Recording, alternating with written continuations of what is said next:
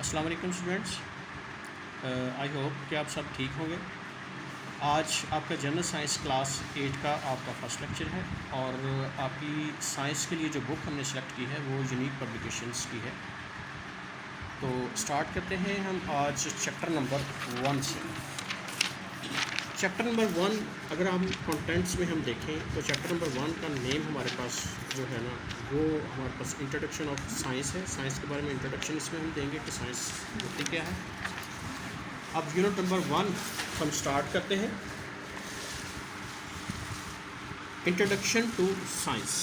सबसे पहले बेटा डेफिनेशन आएगी what is meant by science. ये आप लोगों ने क्वेश्चन लिखना है और इसको मैं एक्सप्लेन करता हूँ।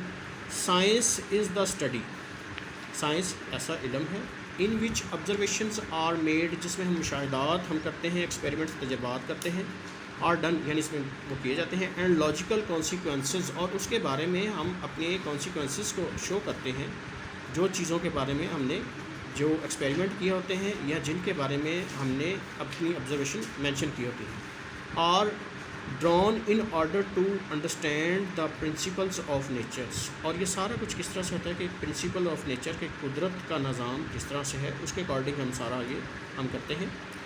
अब सबसे पहले जो है इसमें जो साइंटिस्ट्स हैं उन्होंने जब देखा कि ये हमारे पास डिफरेंट जो है ना हमने साइंस को डिवाइड कर दिया हुआ है, तो सबसे पहले साइंस की जो डिवीज़न हुई उसमें जो पहली जो उसकी ब्रांच थी वो बायोलॉजी है। अब बायोलॉजी क्या चीज़ है?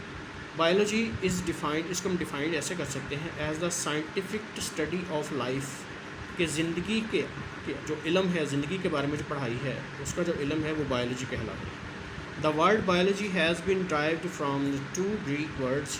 अब बायोलॉजी जो वर्ड है 2 ग्रीक्स यानी 2 यूनानी अल्फाज हैं। बायोस इसका मीनिंग है life, and logos meanings reasoning, और इसका मतलब जो है वो है रीजनिंग यानी वजूहात और थॉट्स या सोच। अब ये तो है बायोलॉजी, बट यहाँ पे एक और इम्पॉर्टेंट है कि इस बायोलॉजी को फिर बहुत ज़्यादा और स्टडी करने के लिए साइंटिस्ट्स ने डिफरेंट इसको ब्रांच में इसको डिवाइड किया। सो हम सबसे पहले जो इसकी जो पहली जो ब्रांच है हम इसके बारे में पढ़ते हैं। Divisions and branch of biology. There are 3 major divisions of biology which study the different parts of life of the major groups of organisms. अब सबसे पहले हमारे पास आता है जोलॉजी। 3 ब्रांचेस हैं इसकी। सबसे पहली हमारे पास है जोलॉजी। अब जोलॉजी क्या है?